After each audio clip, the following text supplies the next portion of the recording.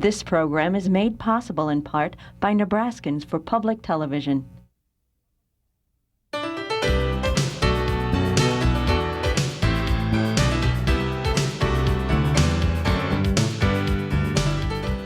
Consider this, a news and information program recorded on the campus of the University of Nebraska at Omaha. From the Fireside Lounge in the Milo Bale Student Center, here is your host, Carol Schrader. Hello and welcome once again to UNO. There has been a lot of, I'd say, the voice of dissent in the Catholic Church in the last few months, but there has been dissent for a long time, and certain people have been concerned about the church. And I'm going to let them tell you about it rather than state it myself. Please meet my guest this week. Jim Orwig is a member of Call to Action Nebraska. Call to Action is a national organization, and you'll be hearing more about that. Also, a member of Call to Action Nebraska is Sandy Matthews. Thank you for being with us today. And Vincent Minnelli, a former Catholic priest, who's a familiar face to Catholics in Omaha. Spent many years in this city, made quite an impression on his parishioners, a good impression. And then left the priesthood about 5 years ago, 4 years ago? 2 years ago. 2 years ago. Well, don't want to make it seem like any shorter or longer than it was. I really appreciate you joining us today.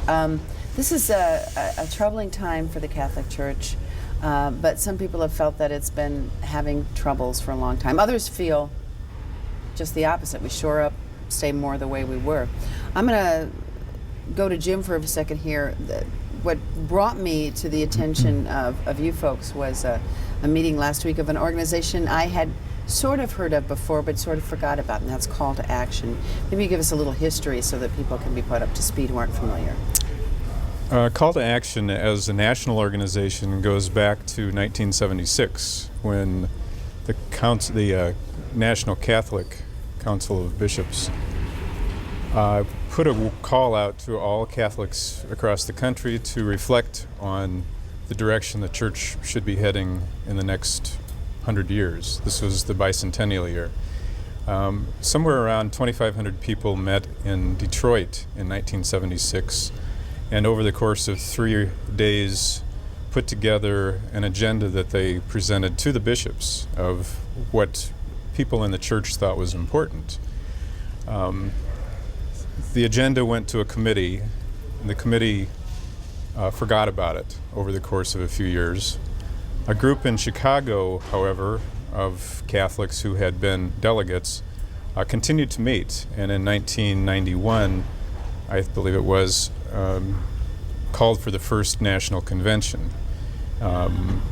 Yearly since then, there have been conventions calling people from all over the United States to listen to theologians, liturgists, people who are respected within the church community, talk about various issues. It's an opportunity to discuss, to listen to other points of view.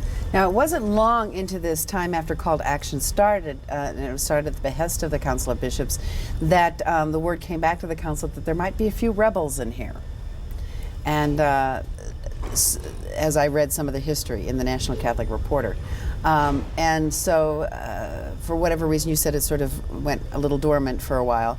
But it is not well thought of by the hierarchy of the church at all now. It's, as I understand it, the Lincoln bishop, Fabian Bruskowitz, and I believe at this point he may be the only one who has actually excommunicated in the Diocese of Lincoln members of Call to Action. Is that right, Sandy? Yes. The people that 5-6 years ago there was an organization to have a Nebraska affiliate to Call to Action, and at that time he excommunicated the members of the Lincoln Diocese that belonged to Call to Action. In the Omaha Archdiocese, there was only a letter stating, and there were several organizations that were, Job's Daughters, Planned Parenthood, Call to Action. Yeah. No organization. No. And then in the Omaha Archdiocese, the same list was given, but we could not have a position of church ministry and belong to Call to Action. And it was So not you too can't be a priest, which you couldn't be anyway. fat Which, chance of that. which is sort of Oh, but one of those Eucharistic little issues. minister or maybe teaching in a Catholic school. Right. It was left so poorly defined that there's an aura of repression around it because you don't know what's going to happen. Well, let's get into some of the change and that you would like to see. Now, I mentioned this organization to some friends in passing every time I'd sort of run into a Catholic friend since I found out I was going to have you on the show, and I'd say, "Do you know about this group?" And they either said, "Well, they're looking for reform in the church," or they're more of those people that are, think the best thing that happened to the Catholic Church was Vatican II under Pope John the 23rd and all this, and they felt the other way, that was the worst thing that can happen. But where do you consider the roots of this reform? What were the things that you would say were the hallmarks that maybe in the beginning of Call to Action? I know, Vincent, you're not a member, but I'm sure you're familiar with No, but I was reform at the movement. first session that Jim referred to in Detroit, 1976, because I was representing National Catholic Charities at the time. And That's so, right, you headed it up here in Omaha. Yeah, in Omaha. And so I was involved in the whole process. And that came right after the council, 10 years after the council, so to speak. And the idea of it was to implement the council in practical ways in the secular world, to go out A lot beyond of people the don't church. know what the council is. We're talking about Vatican Council, which was in the 60s.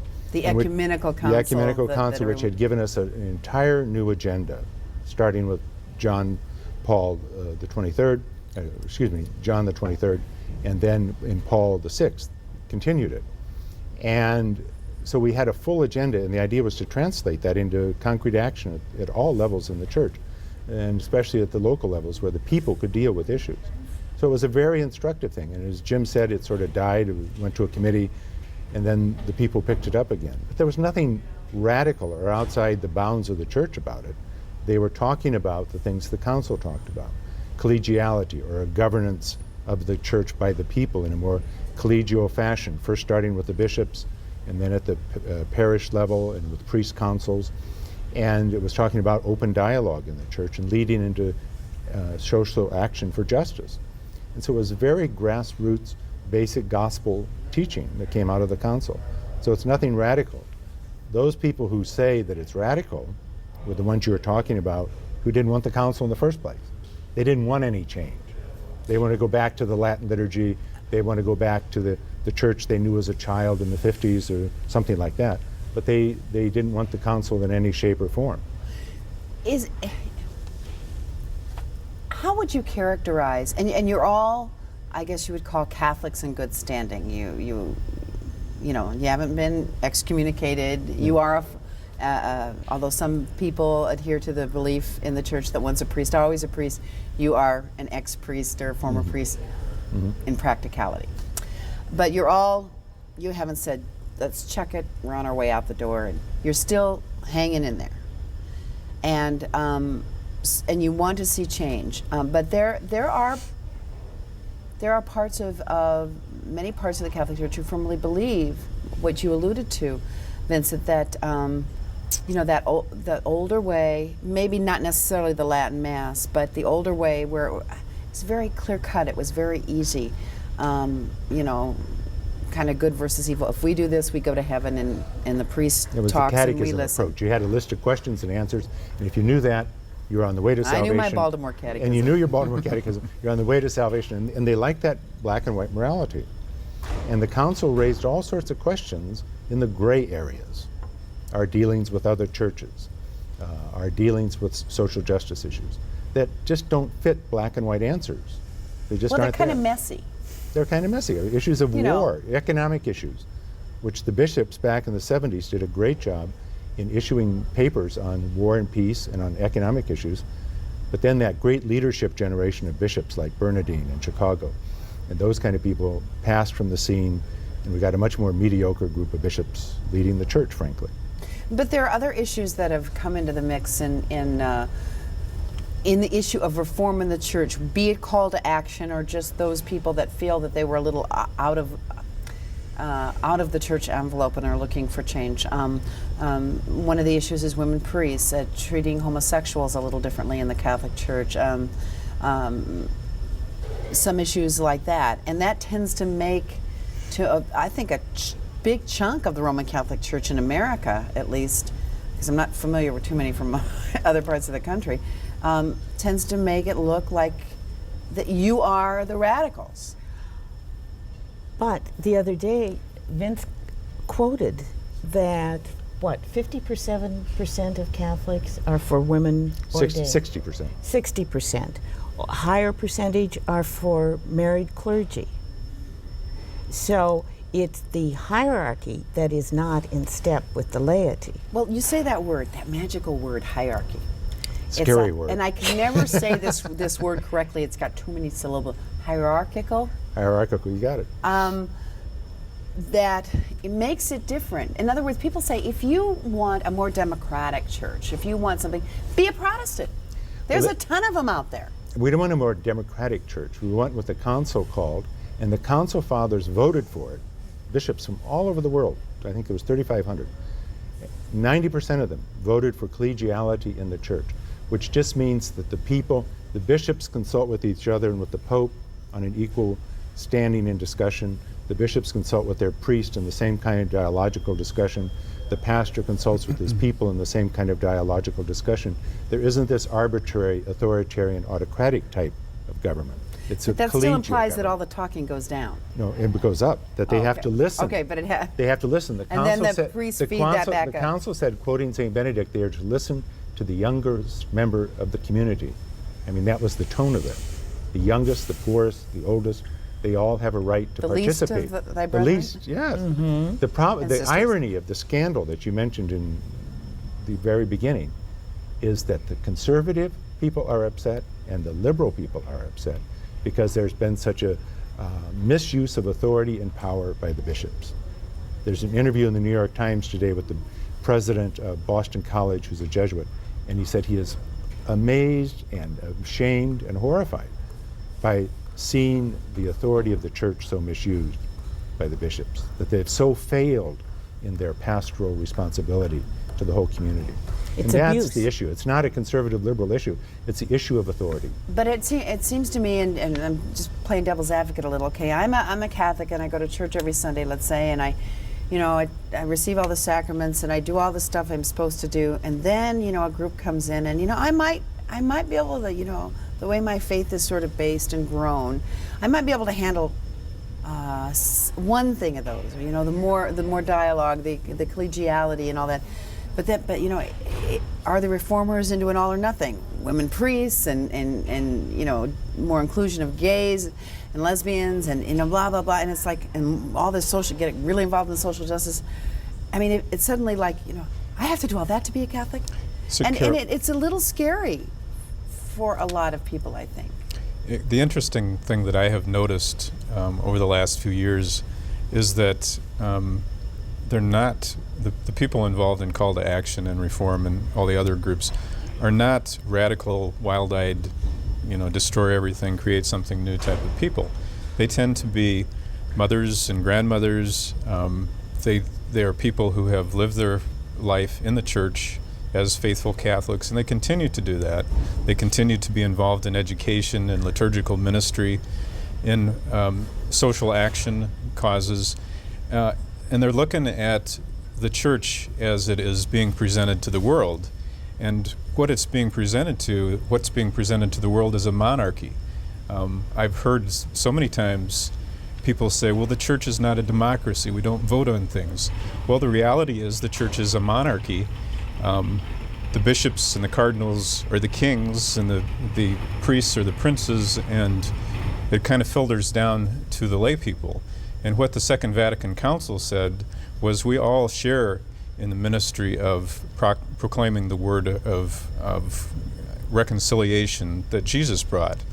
And we all have our own ways of doing that in our everyday lives. And the people who are calling for reform are saying, let's do that. Let's get away from the legalism. Let's get away from the power which is used in an abusive manner let's get away from the use of authority to quell different groups. And what was authority given to the apostles for? It wasn't to find error in the church. It was given for them to minister to people, to bring them closer to God. You know, one of the things that I think, certainly when I was a child growing up with my religious training, I felt that the Christ's mandate, "Thou art Peter, and upon this rock I shall build my church," and meant that it's a top-down deal thing, because we were always taught things like the Pope is infallible when he speaks ex cathedra or cathedra, and there's this spiritual mandate that transcends. And so then we just then we learned, the priests were very revered when I was growing up, and they were, I would say, almost put on a pedestal. And so Lord knows I never met a bishop when I was a little kid, but they were probably even higher than that. And Taller pedestal. And taller pedestal. And but some believe that that's the way that the church is meant to be. It is a top-down deal, and the guy in the next world. But many people believe that. But if you go back to the question, who said? We're not talking about changing that we want 9 sacraments or 5. We're not changing the faith. We're changing the institution. That's what we're asking. Because the institution you just described is basically a creation of the 19th century. That's what I was going to get to. And the First Vatican Council of 1870. And it's basically a creation of a monarchical era where the king was absolute by divine right. And all we're saying is, let's go back to the apostolic tradition that the council talked about, where the bishops were there to serve the people, very often elected by the people, to serve the community. They were not considered king-type figures, but they were to be the servants of the people. And to go back to that kind of more humble orientation of the church and throw away some of that top-down authority type thing that comes from the idea of monarchy. Can people separate the institution of Christ's church on this earth, as they believe it, and the human institution that sort of makes the church go? That managerial and institutional thing that just makes sure that everybody's, kind of on the same page.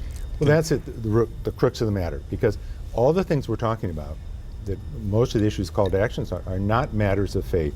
They're not theological issues. They're matters of church man-made law. For example, in every rite of the Roman Church, except the Roman Rite, there are married priests. And even in the Roman Rite, many ministers who have become Catholic priests have been allowed to keep their wives and families and to still live in the married state. So we're not talking about divine laws or the gospel. We're talking about church laws that maybe are no longer effective. And as all we're saying is, let's discuss that. And the Holy Father took a lot of those issues, like married clergy and female priests, and took them off the table and said, we're not going to talk about them. But 70% of the people think we should have a married clergy, 60% think we should have women priests. Well, that doesn't mean we're going to have it tomorrow, but at least we ought to start talking about it, because we have so few priests. And the lack of dialogue is probably, to some, a secure thing, to others it is kind of an unconscionable thing. It's like trying to keep steam in a teapot. It's repressive.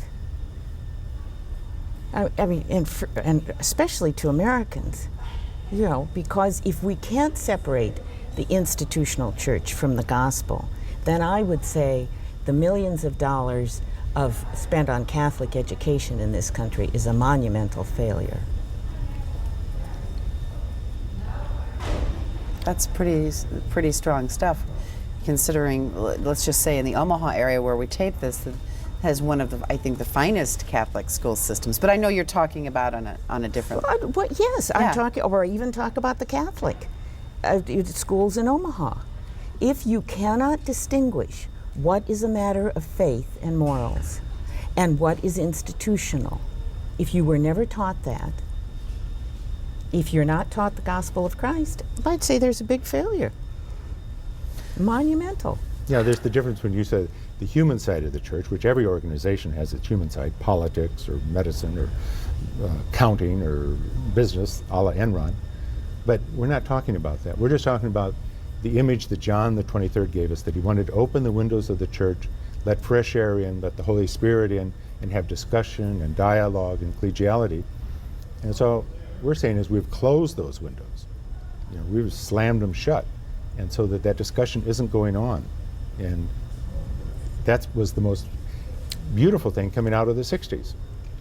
I think one of the, you mentioned before that you gave an example of trying to be a good Catholic and follow the rules and being threatened by the discussions that are coming out of the current situation in the church. And I think that's part of the nature of the church. There's not a best time of the church. There's right now, and there's the situations that we deal with right now. And sometimes the solutions that the church came up with 100 years ago or 200 years ago, burning people at the stake, for example, used to be a pretty common practice. We don't do that anymore. We used to condemn everybody who wasn't Catholic a few years ago. We don't do that anymore. We try to look at things in a more balanced way. We try to address the issues that we're facing today in a human and informed way. But you know, Catholics as a whole, and in many denominations and religions, can't even something like the death penalty. That, I mean, you have people that support it and feel that it is allowed, you know, under the Word of God, and those who feel that it is not. And that's a real basic thing that in Nebraska, most people are for the death penalty. So that's, you know, you're never going to get agreement on these things.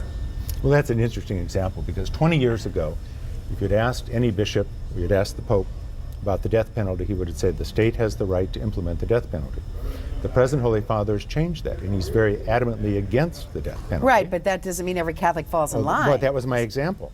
The majority of Catholics, overwhelming majority of Catholics, are in favor in the United States. Yeah. Not in Europe, because they've abolished the death penalty a long time ago.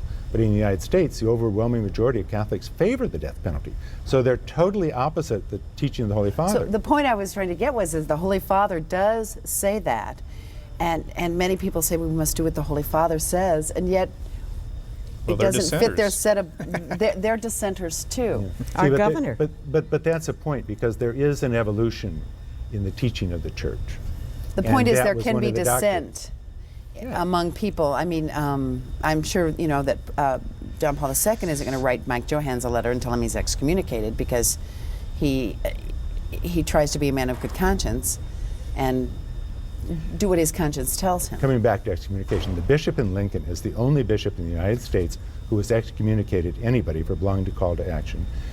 The Bishop of Omaha is the only one who wrote that kind of a fierce letter that Sandy referred to. Call to Action is accepted all over the nation as an activity. They meet in Catholic institutions for meetings. Nowhere has it become such a point of issue as it is here in Nebraska. I found it odd, though, in reading a nice a story that gave you nice coverage. I don't mean it was nice to you. It just gave good coverage about a meeting that you spoke to a Call to Action group here in Omaha last week, Vincent, and that you have to meet. You can't meet in a Catholic church, so you meet at Augustana Lutheran. Now, Martin Luther, wherever his spirit is now, I thought I might find that rather kind of interesting, considering he was a reformer who had problems with the human, theological, yes, but it's mostly the human institution of the church. I'd like to just mention one story. We scheduled a meeting at a church, Catholic church here in Omaha, and had the approval of the pastor. The pastor was informed by the Chancery office that unless he descheduled it, canceled the meeting, he would lose his pension when he retired. Well, that's hearsay. No, that's not hearsay. No. That's true. Well, I mean, what I'm saying is you didn't necessarily hear the conversation. Oh, No, That's no, all I I'm didn't. saying. Okay. But it was told to you by this priest. Well, so what's the answer to the state of affairs? Well, you have a very strong church in the United States. Yes, it's taken a hit, and it will. Any institution will, and the church has always been strong. As you look to the young people that aren't attending churches regularly, in many of our denominations, but as you look to the young Catholics, what what do you say? Do you think that you're the hope for some of these people and keeping them involved because the Gen Xers are sort of turning off to? I think they're the to hope. churches. I think they're the ones who need to be asking the questions and be the ones that are forming the church of the future.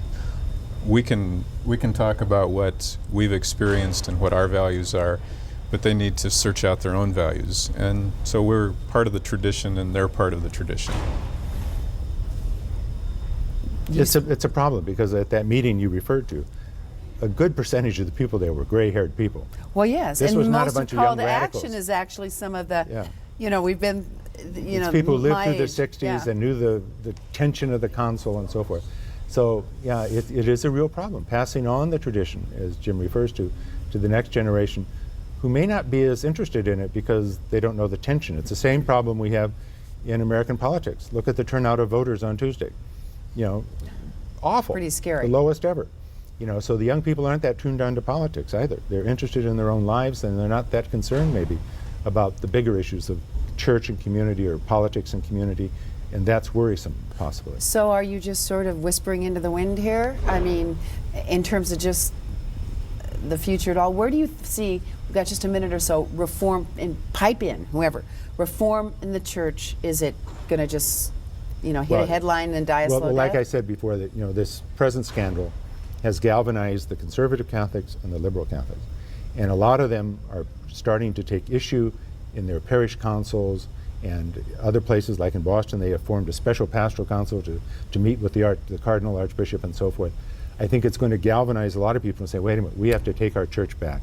They haven't been doing the job they're supposed to be. They need to be accountable. And that may be the best thing that comes out of it. It could create a whole new climate. Accountability. And some discussion, some Discussion. I mean, it's listening. forbidden now. I mean, there is no place for me to go with my concerns, even on, say, financial matters. Financial matters in the church. Right. Yeah. I mean, there's no accountability in this structure in Nebraska. Okay, we've just about run out of time. If people want more information on Call to Action, they can find it on the internet. It's calltoactionnebraska.org.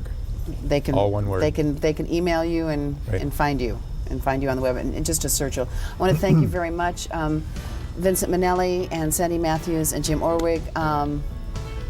This discussion's a good thing, and you can send your hate email to me if you want. That's fine. But that's what this show is for. I want to thank you for being with us today. Thank you. Thank you. And thank you for joining us this week on Consider This. Check out our website, unotv.unomaha.edu. You can listen to the show again, or you can curse at it. Just dial it up and check us out. Have a good one.